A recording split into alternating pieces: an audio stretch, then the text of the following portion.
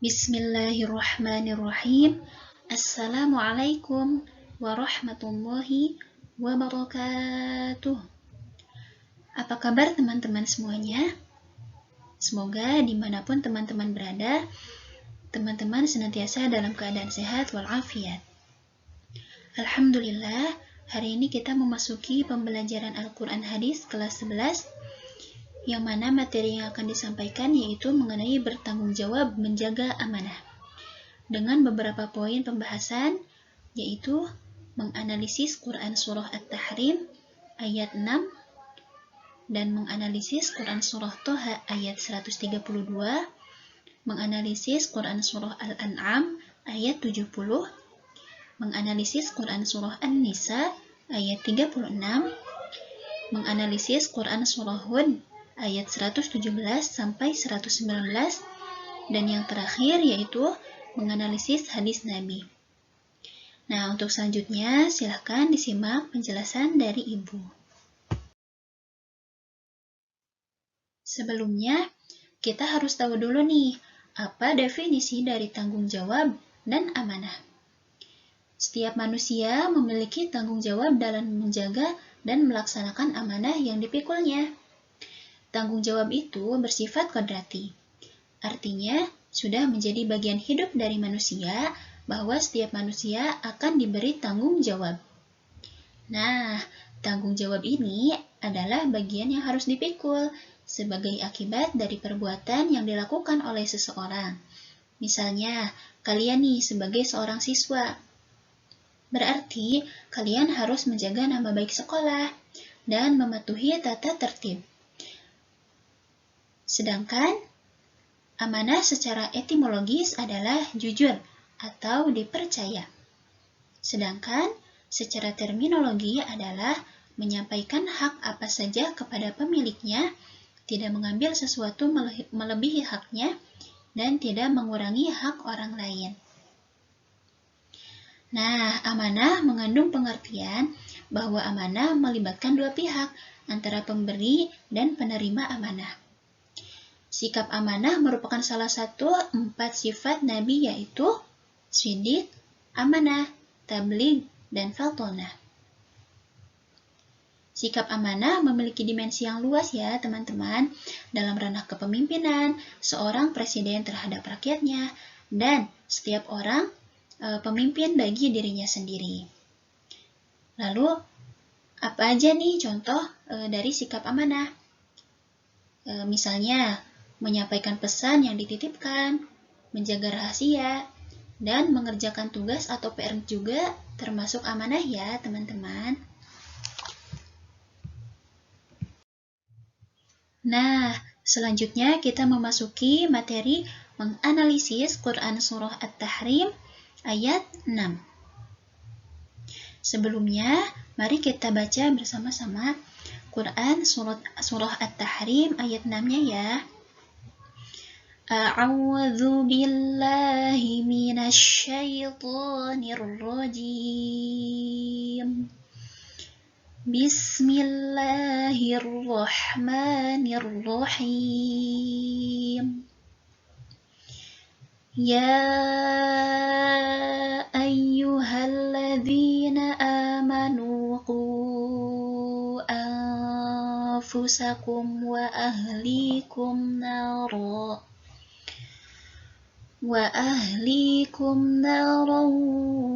وقودها الناس والحجارة عليها ملائكة غلاظ شداد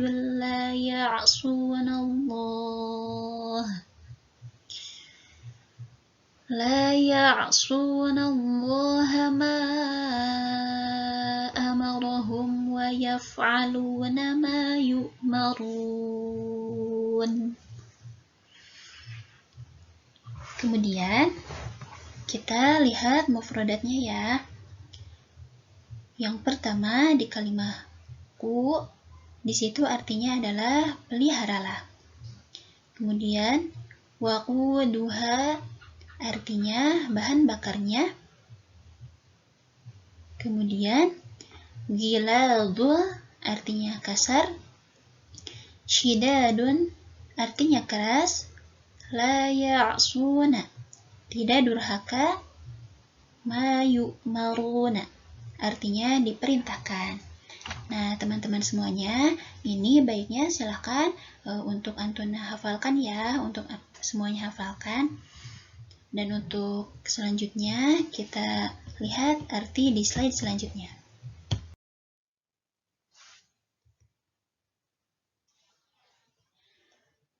Arti dari Quran Surah At-Tahrim ayat 6, yaitu, wahai orang-orang yang beriman, peliharalah dirimu dan keluargamu dari api neraka yang bahan bakarnya adalah manusia dan batu. Penjaganya malaikat-malaikat yang kasar dan keras, yang tidak durhaka kepada Allah terhadap apa yang Dia perintahkan kepada mereka, dan selalu mengerjakan apa yang diperintahkan. Nah, dalam ayat ini, Allah Subhanahu wa Ta'ala memerintahkan kepada umat manusia yang percaya kepada Allah Subhanahu wa Ta'ala dan Rasul-Nya agar menjaga diri dan keluarganya dari api neraka, yang bahan bakarnya terdiri dari manusia dan batu. Caranya dengan taat dan patuh melaksanakan perintah Allah Subhanahu wa Ta'ala dan meninggalkan larangannya, serta mengajak keluarga supaya melaksanakan perintah agama dan meninggalkan apa yang dilarangnya, sehingga mereka akan selamat dari panasnya kobaran api neraka. Nah, tidak selamanya yang harus mengingatkan dan mengajak kepada kebaikan adalah seorang ayah ya, meskipun seorang ayah adalah sebagai kepala keluarga. Tetapi, anak juga diperbolehkan untuk mengingatkan dan mengajak orang tuanya kepada kebaikan, dengan catatan harus dengan cara yang baik-baik dan tidak menyinggung perasaannya. Masuk ke materi selanjutnya, yaitu menganalisis Quran Surah Thaha, surah ke-20, ayat 132. Mari kita baca ayatnya bersama-sama ya. Bismillahirrahmanirrahim. وَأْمُرْ أَهْلَكَ بِالصَّلَاةِ وَاصْطَبِرْ عَلَيْهَا لَا نَسْأَلُكَ رِزْقًا نَحْنُ نَرْزُقُكَ وَالْعَاقِبَةُ لِلتَّقْوَى. Nah, sekarang kita perhatikan mufradatnya. Yang pertama di kalimah wa'mur, artinya dan perintahkanlah, wastabir dan sabar, la nas'aluka kami tidak memintamu, narzuquka kamilah yang memberi rezeki kepadamu. Untuk lebih jelasnya kita simak pengertiannya di slide selanjutnya ya. Nah, arti dari surah Thaha ayat 132 ini yaitu, dan perintahkanlah keluargamu melaksanakan sholat dan sabar dalam mengerjakannya. Kami tidak meminta rezeki kepadamu, kamilah yang memberi rezeki kepadamu. Dan akibat yang baik di akhirat adalah bagi orang yang bertakwa. Nah, pada ayat ini Allah Subhanahu wa Ta'ala memerintahkan Nabi Muhammad SAW dan umatnya agar menyeru keluarga masing-masing untuk mendirikan sholat dan bersabar. Maksudnya, menyelamatkan keluarganya dari siksa api neraka dengan cara melaksanakan sholat yang diikuti dengan kesabaran dalam melaksanakannya. Selanjutnya, menganalisis Quran Surah Al-An'am, surah ke-6, ayat 70. Mari kita baca ayatnya bersama-sama ya teman-teman. Bismillahirrahmanirrahim. وَذَرِ الَّذِينَ اتَّخَذُوا دِينَهُمْ لَعِبًا وَلَهْوًا وَغَرَّتْهُمُ الْحَيَاةُ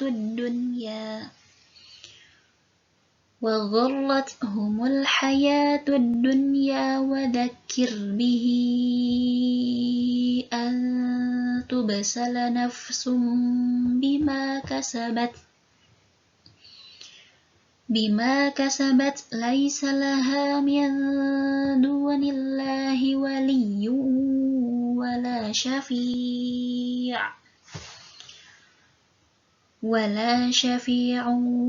wa in ta'dil kulla adlin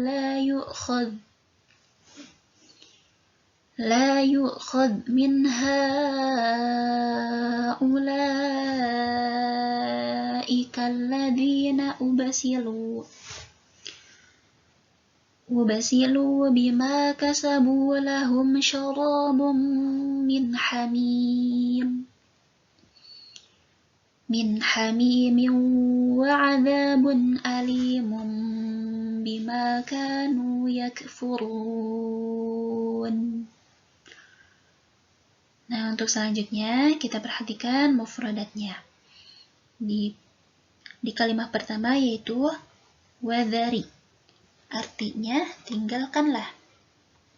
Ittakhadhu menjadikan, la'iban permainan, walahwan senda gurau, wa gharrathum mereka telah tertipu, antubasala agar setiap orang tidak terjerumus, waliyun pelindung, syafi'un pemberi syafaat, ubasilu orang-orang yang dijerumuskan ke dalam neraka, kasabu karena perbuatan mereka sendiri, syarabun minuman, min hamimin dari air yang mendidih.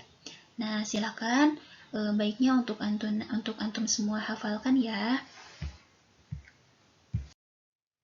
Nah, Quran Surah Al-An'am ayat 70 ini berartikan, tinggalkanlah orang-orang yang menjadikan agamanya sebagai permainan dan senda gurau, dan mereka telah tertipu oleh kehidupan dunia. Peringatkanlah mereka dengan Al-Quran, agar setiap orang tidak terjerumus ke dalam neraka, karena perbuatannya sendiri. Tidak ada baginya pelindung dan pemberi syafaat, atau pertolongan selain Allah. Dan jika dia hendak menebus dengan segala macam tebusan apapun, niscaya tidak akan diterima. Mereka itulah orang-orang yang dijerumuskan ke dalam neraka, karena perbuatan mereka sendiri. Mereka mendapat minuman dari air yang mendidih dan azab yang pedih karena kekafiran mereka dahulu. Dalam ayat ini, Allah Subhanahu wa Ta'ala memerintahkan kepada Nabi Muhammad SAW dan orang-orang yang beriman agar meninggalkan dan memutuskan hubungan dengan orang-orang yang menjadikan agama sebagai main-main dan bahan senda gurau dengan memperolok-olokkan agama. Mereka mau mengerjakan perintah agama dan menghentikan larangannya atas dasar main-main dan tidak bersungguh-sungguh. Mereka tidak membersihkan diri dan jiwa mereka serta tidak memperbaiki budi pekertinya, sebagaimana yang telah dicontohkan Nabi Muhammad SAW. Nah, misalnya memperolok-olokkan itu seperti apa? Salah satu contoh ya, dalam bentuk plesetan-plesetan yang menghina. Misalnya memelesetkan salam menjadi Assalamualaikum, artinya semoga kematianlah atas kamu. Nah, masih banyak lagi ya teman-teman contoh mengolok-olokkan agama. Jadi baiknya kita lebih berhati-hati dengan ucapan-ucapan kita. Dilanjut dengan Quran Surah An-Nisa, surah keempat, ayat 36. Mari kita baca bersama-sama. Bismillahirrahmanirrahim. Wa'budullaha wa la tusyriku bihi syai'an wa bil walidaini ihsana wa bidhil qurba wal yatama wal masakini wal jari dhil qurba wal jaril junubi was sahibi bil jambi wa ibnis sabil wa ma malakat aymanukum innallaha la yuhibbu man kana mukhtalan fakhura. Kemudian kita simak, kita lihat mufradatnya. Wala tusyriku, artinya dan janganlah kamu mempersekutukan wal jari dzil qurba, tetangga dekat, wa ma malakat aimanukum, hamba sahaya yang kamu miliki, mukhtalan, sombong. Untuk selanjutnya kita simak pengertian di slide berikutnya. Nah, secara umum, ayat ini menjelaskan tentang kewajiban manusia kepada Allah Subhanahu wa Ta'ala dan kepada sesama. Perintah ibadah ini bukan hanya ibadah ritual saja atau mahdhah, yaitu ibadah yang cara, kadar, dan waktunya telah ditentukan oleh Allah Subhanahu wa Ta'ala dan Rasul-Nya.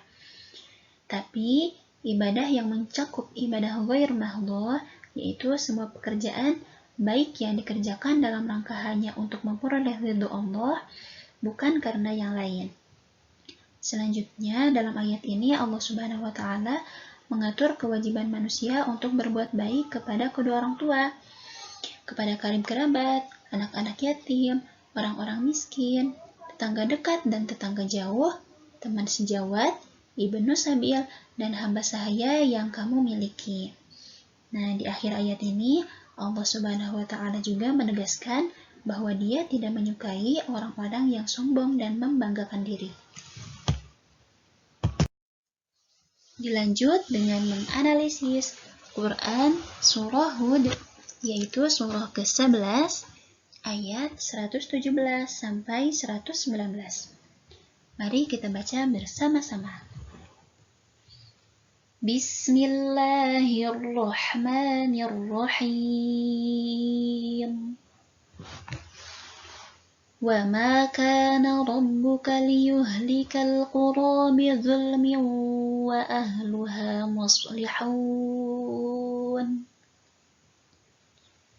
Walau syaa rabbuka laja'alan nasa ummatan wahidatan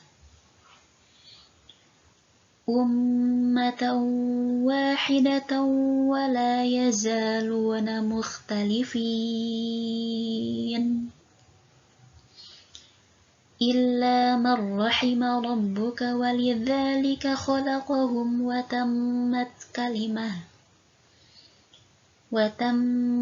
kalimatu rabbika la amla'anna jahannama minal jinnati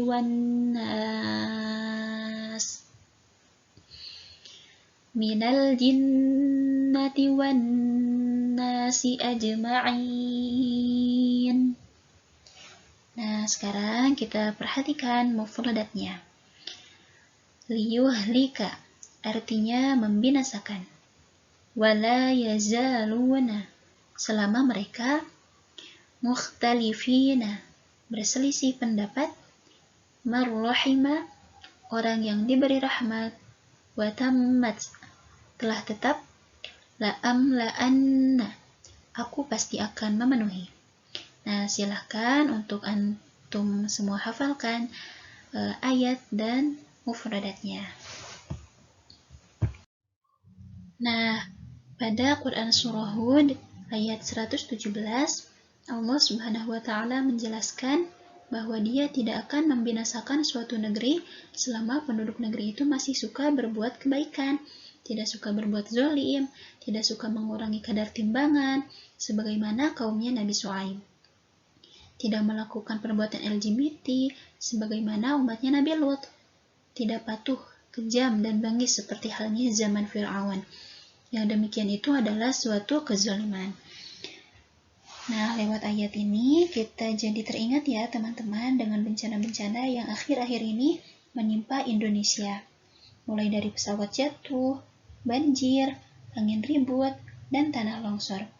Ini merupakan teguran sekaligus pengingat untuk kita supaya semakin mendekatkan diri kepada Allah. Selanjutnya, pada ayat 118 dijelaskan bahwa jika Allah Subhanahu wa Ta'ala mau berkehendak agar umat ini menjadi satu dalam beragama, sesuai dengan asal fitrah kejadiannya, niscaya hal tersebut akan terjadi. Tetapi Allah Subhanahu wa Ta'ala menciptakan manusia itu dilengkapi dengan akal, sehingga mereka berusaha berbuat dengan ikhtiar tanpa ada paksaan dan dijadikan berbeda-beda tentang kemampuan dan pengetahuannya. Sekalipun pada mulanya manusia adalah umat yang satu dan tidak ada perselisihan di antara mereka, tetapi setelah berkembang biak, timbullah keinginan dan kemauan yang berbeda-beda. Karena itulah timbul perbedaan pendapat yang tidak habis-habisnya. Sedangkan pada ayat 119, Allah Subhanahu wa Ta'ala menjelaskan bahwa perselisihan tidak hanya terjadi di antara para pemeluk agama, seperti agama Yahudi, Nasrani, Majusi, dan Islam, tetapi juga sesama penganut agama yang sama, kecuali orang-orang yang mendapat rahmat, taufik, dan hidayahnya. Mereka itu bersatu dan selalu mengupayakan persatuan, agar manusia tetap pada ketentuan Allah Subhanahu wa Ta'ala, mengerjakan yang diperintahkan dan menjauhi yang dilarang.